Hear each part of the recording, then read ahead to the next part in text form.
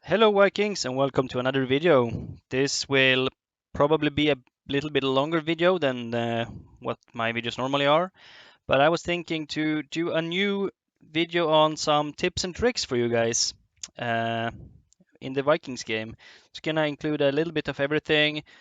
Probably isn't gonna help any bigger guys out there, but I hope it will help someone or maybe something that you haven't thought about. And feel free, if you have any other tips or any other subject that I should bring up, please leave a comment down below and I hope you like the video. Sideways marching. Probably most of you guys know this already, but if you don't know it, then this is perfect for you guys that hitting invaders, or if you're gonna be fast, try and hit some town or hit someone sending out troops that tile to shield them, or anything where you need to gain a little bit extra speed. Sure, if you have the Plunderer subscription, this doesn't matter as much, but it's very general. You see, if you drag the game sideways like this, you can see the kind of squares it makes on the ground. And the way your hero or march in general walk the fastest is sideways.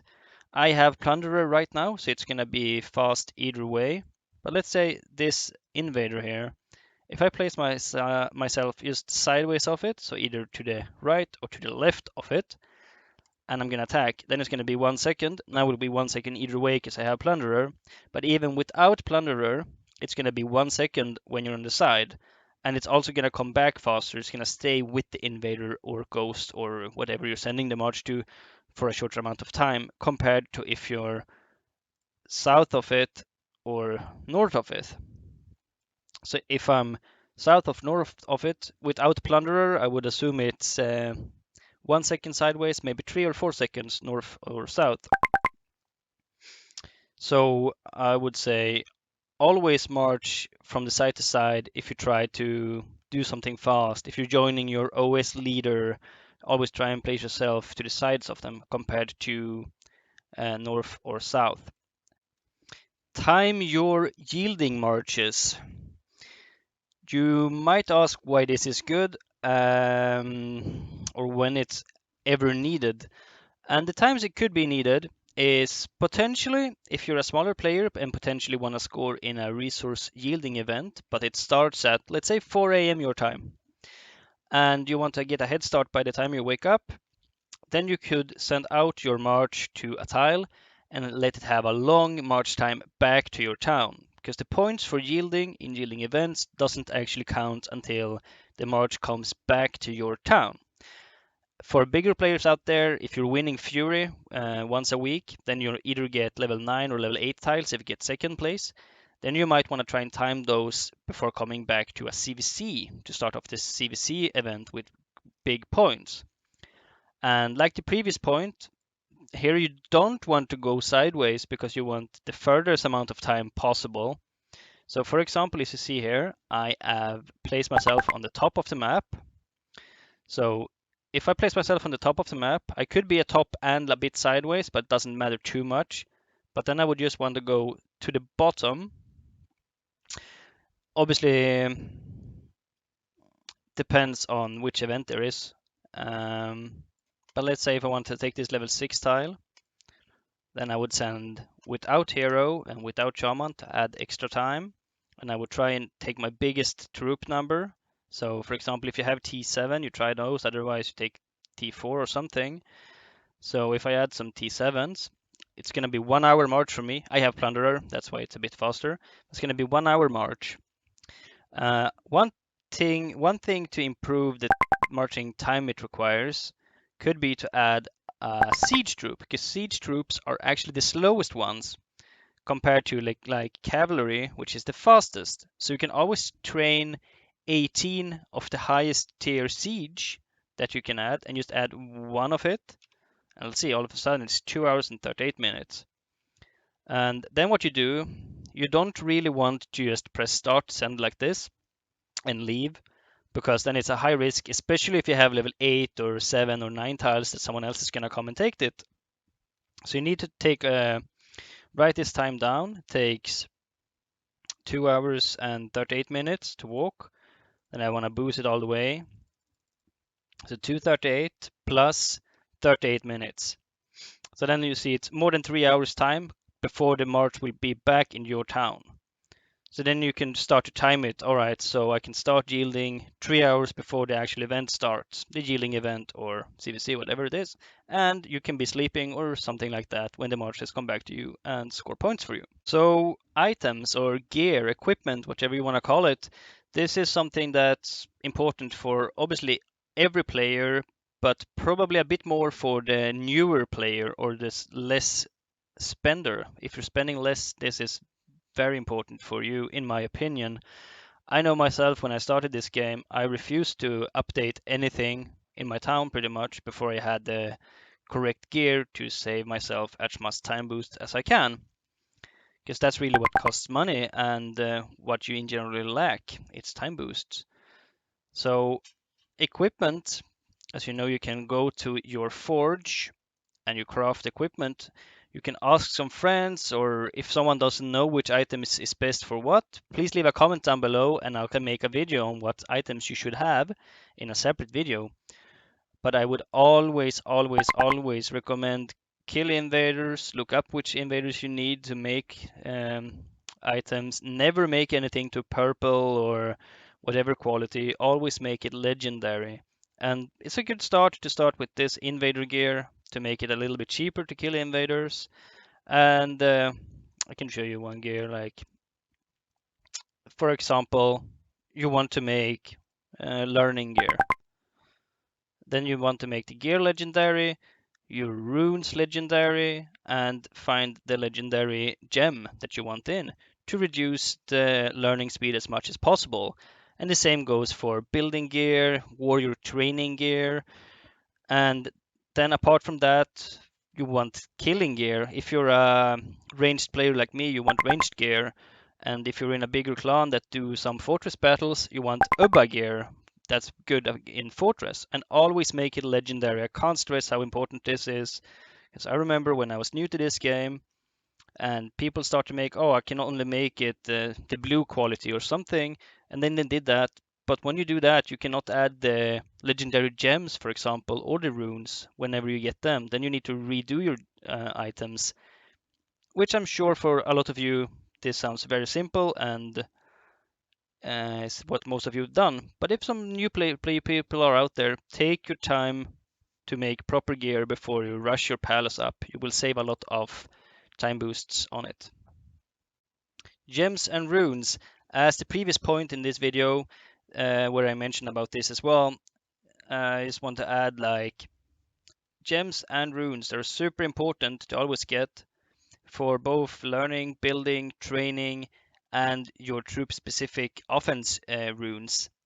They take a long time to get. I know that it can be very tedious.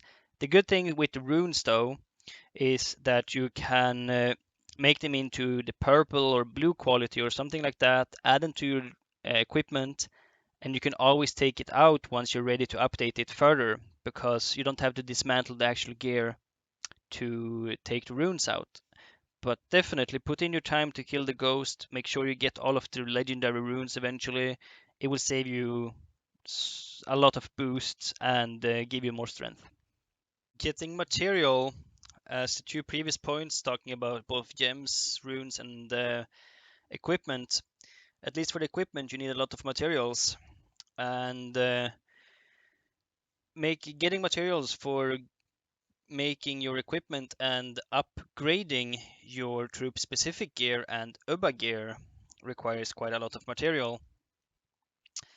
And just a few key points to that is whenever you hit invaders in the means of try to get gear, you should, like we mentioned, I sit sideways of the sheaf here, the Uber sheaf, and you should add a hero offensive boost to your account. And before you ever enhanced hit, you should always go to 600% against the sheaf and against normal Ubers, as if you're lacking the actual materials, because you do get the highest chance of getting a higher quality material, which means legendary or purple, the stronger your attack is. And in order to get materials quick, if you're at, like, let's say your killer gear, if you're a killer troop type, I mean your troop specific gear, if that's level 6, for example, and you want to try to go to level 9, that's where it starts to be really hard. It's expensive to hit the Uber Chief in terms of hero use, I know that, but that's the fastest way. Get to 600%, make sure you have a 20% bonus on, or 10% if you don't have the 20s, and get to 600 before you do enhanced hits, and then you can go at it. But make sure to check some lists or ask a friend, put a comment down below if you need to know which materials is needed for what items. And that's how you get those items. There's a change of Uber Chief once each week. Otherwise, it's the cheapest way in terms of hero use is to hunt the level 6s around whatever you need. But the same thing goes there. Just do the normal attacks, at least till they're pretty much dead. That will guarantee you the biggest quality drop. It will take a long time, but if you're low on hero use, that's the best way to do it. And for common material, like steel, for example, like I know a lot of you guys need, then you do get quite a lot by completing tasks, which you get in every pack that you buy, more or less. And if you do clan tasks, you do get clan points. Let's see, clan points. And recent update, a couple of months ago now, I know, but then you can actually buy those coffer of rare materials,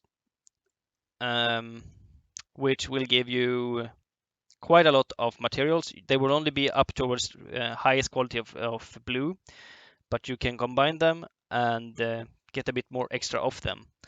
Otherwise, there's normally some bank offers with those coffers as well, but that's pretty much the best way to get the common material. Hero sets, hero skills, whatever you want to call it. This is something that I would recommend everyone, no matter what level you are at. Take one extra look through all of your sets. I'm sure most of you guys know how they should look, but just take one extra look, because in case you haven't checked it for a long time, maybe you made it when you were a smaller player or something like that, maybe something is wrong. It's so easy to miss something whenever you're doing a new set, and that goes for mostly for combat sets, but even for learning or something. For, like, it's so easy. If this was a learning set, maybe I would have had this 1 out of 10 because I just focus on what's further down or something when I made my set. So it's just a friendly reminder to check your sets.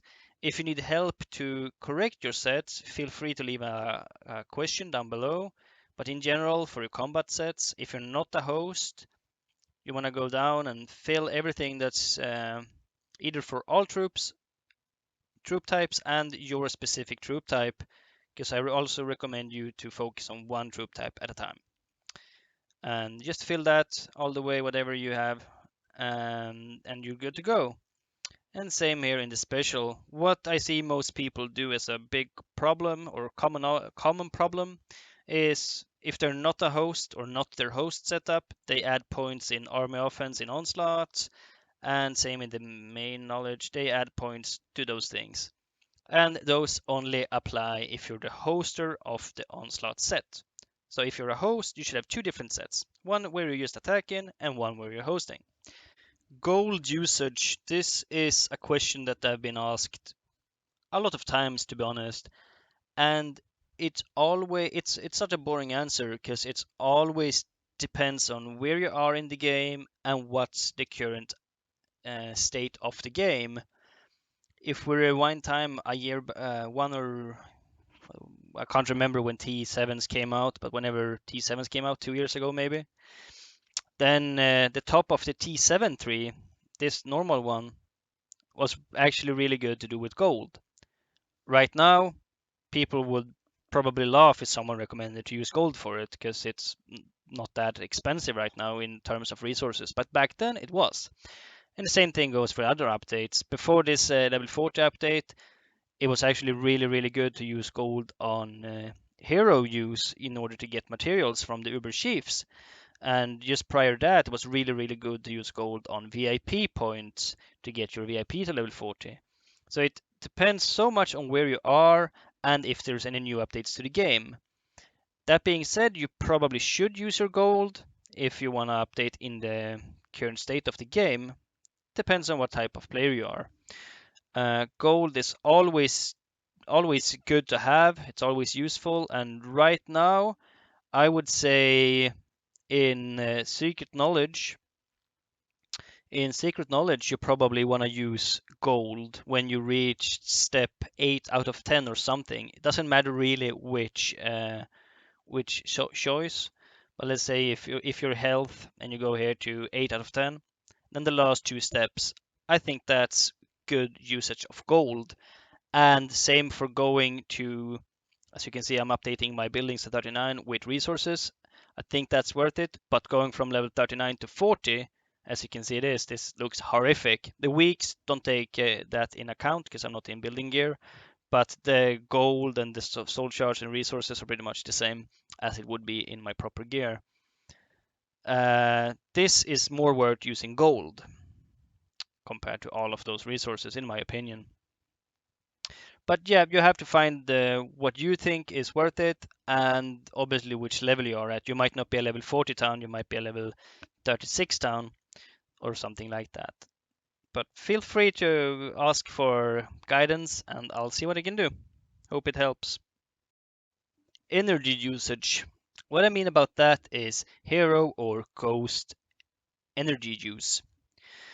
And mostly for events. This pretty much only occurs for events, which means that you're not looking to get any materials.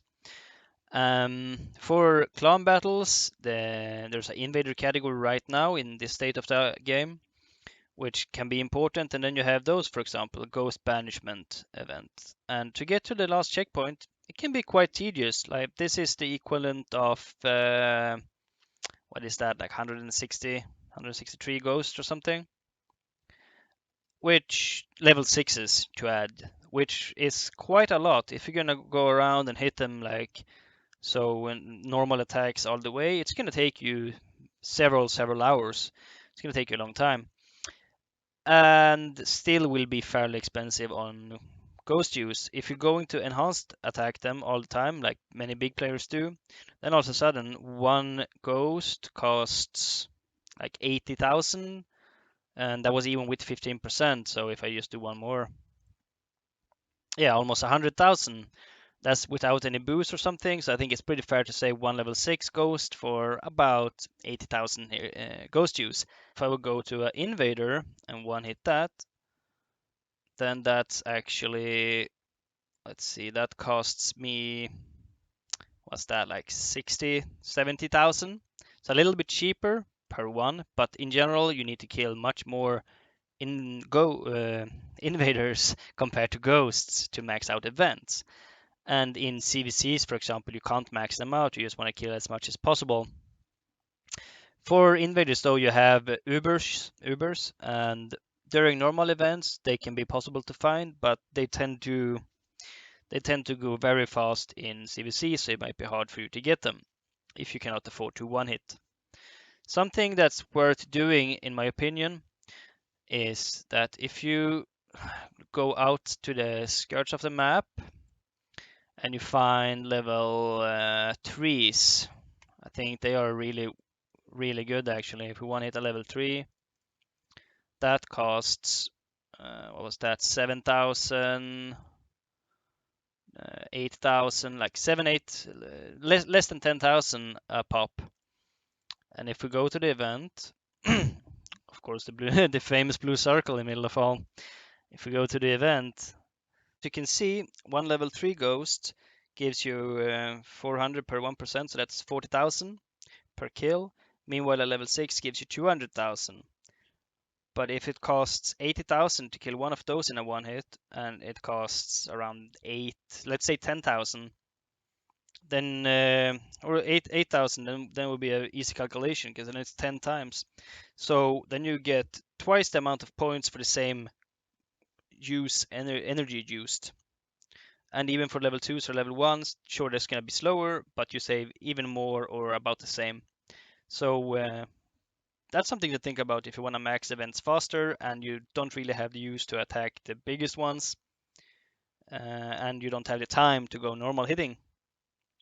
Screen placement. This is best optimized for PC, but I know some phones at least can do it. I don't really like playing the game on my phone. I played my game on my phone, but I not very often. So I'm not sure how well it works on phone, but I know that it works. So what I mean about screen placement is during combat, let's say if we were doing siege here and we are filled, or if we're trying to fill for the Jotun March that comes, or whatever it might be, you're trying to fill quick in between enemies' onslaughts. And if I would be here and place reinforcements and I'm not in, and I'm gonna try to go in, then I can't see anything. I don't know when I can hit, when I can go in and when they hit. Then I would drag my screen to the side like this, and you can do the same on phone, I'm sure. And you can press there and then press reinforcements, and you actually can look at the play, so you see when an onslaught hits, or if you see a march coming here, for example, slowly just to go in like a player march, then when you see it's closed there, then you can go in, so you don't have to I guess whenever it comes in. Same thing goes if you're setting an onslaught or trying to attack a town.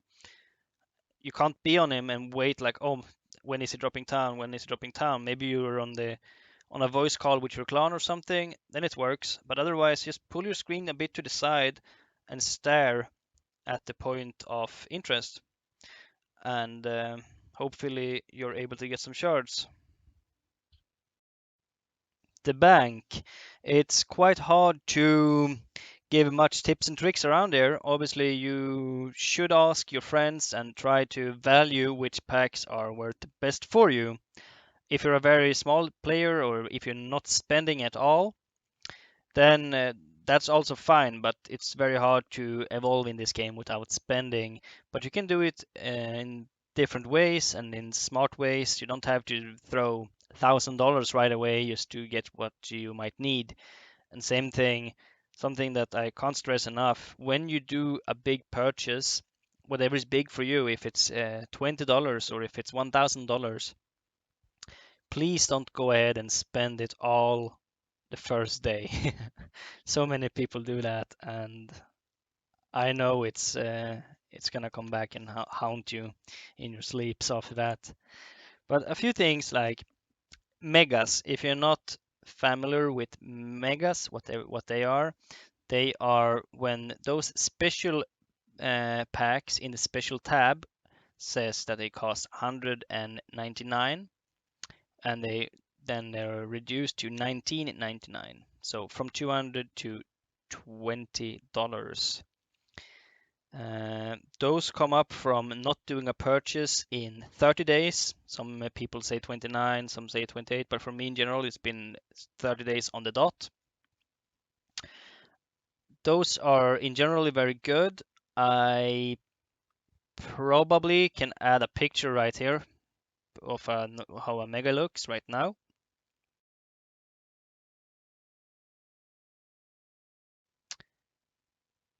And hopefully that did work. If not, this is going to be an embarrassing moment, but I'll still continue to talk. Um, but that's how the megas look, and if it worked. If you're a small spender, let's say you can spend 20, 40, maybe $60 whenever you buy, then I would recommend to wait for megas, because you get, in general, most bang for your buck with those megas. But there's not so many of them. So if you're a bigger player, then just buying megas is probably not going to be enough for you. It will not last you a month.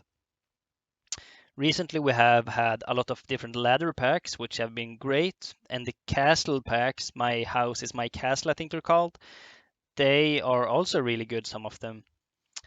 Obviously, the absolute best thing to do if you're a big spender is to try and combine to have both megas, castles, and ladders at the same time.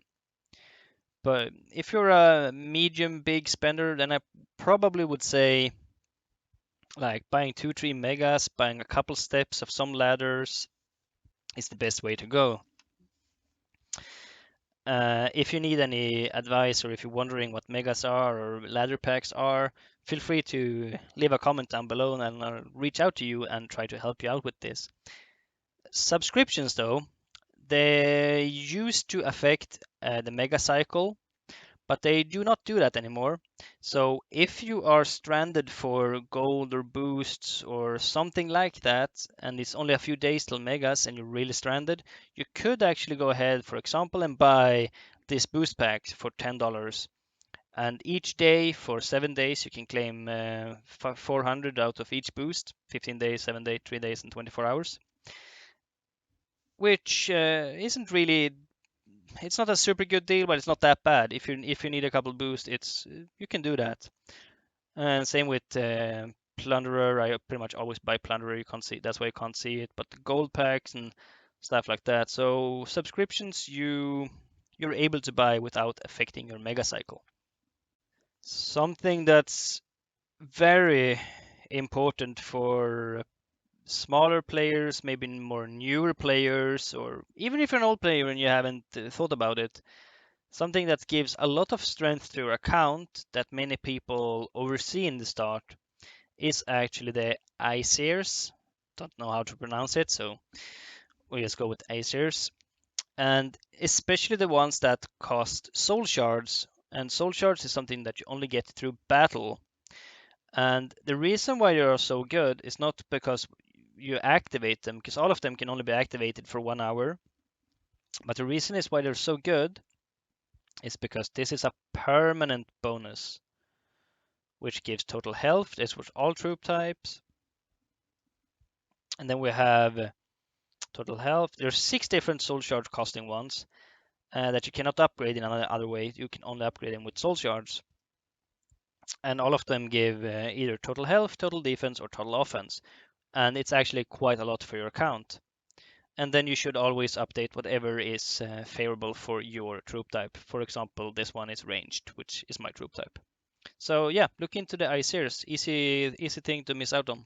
Upgrades and choice making is something that I would recommend each one of you to actually take a little bit extra time before you decide what you update. And what I mean with that is especially in Secret Knowledge and, for example, Valkyrie's Citadel. There's so many people that have made the first choice and then they made 5 other choices and they just increased their influence by a lot. And all of a sudden they're very big influence. And if you're not a top player, sadly, most clans aren't gonna want to have you because you make them face so much harder players if you're a very big influence. And it costs more. So if your main playing type, for example, right now would be, let's say we can see for me, mine is ranged, but let's say if I was Siege, which would be my first choice, then with this new update to get the T8s would be my fourth choice, which would cost super much.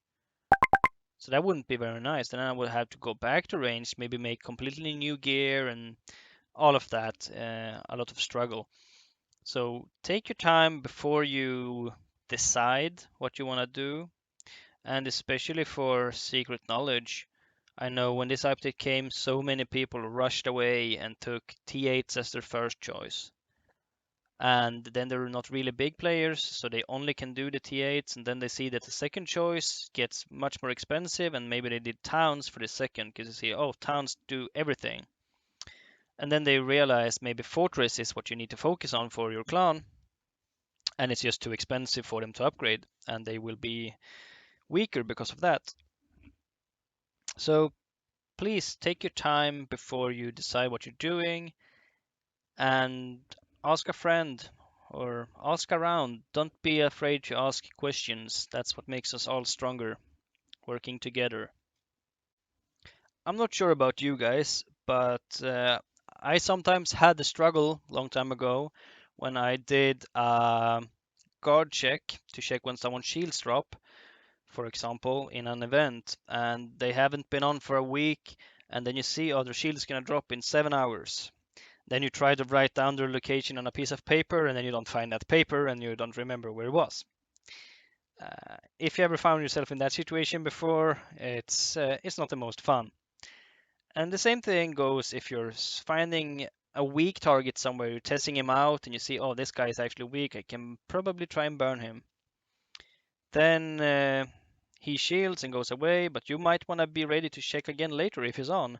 A good way to keep track of accounts like that is to use the contact book. I'm sure most of you guys use it with clanmates, ex-clanmates, friends, whatever, just to keep contact, which is meant to be. But what's so good with it is that if I add my friend Javin here, let's see, add contact, and then I can say week, for example. So now I know that my friend, my clanmate here is weak. He's probably gonna enjoy that when he watches this. So the thing is though, if I go to my contacts and I search for Javin, then I can press this little info button and I would instantly be able to go to his location. So in case he would have moved now he's in the same position, but let's say in 2 days from now, if I want to see, oh, I wonder if this guy is on in Jotunheim, then I just go to my contacts and I search for Javin and I go to his location and I can see, oh, maybe he's unshielded, maybe I will go and hit him. And so that's a good way to keep track of potential targets. Hope that helps.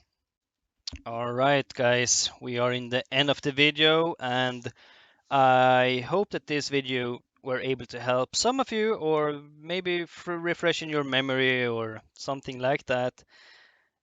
There's still so much tips and tricks and similar stuff like that that I would probably be able to come up with from day to day, and I need to remember to write them down so I remember in case I'm making another video like this.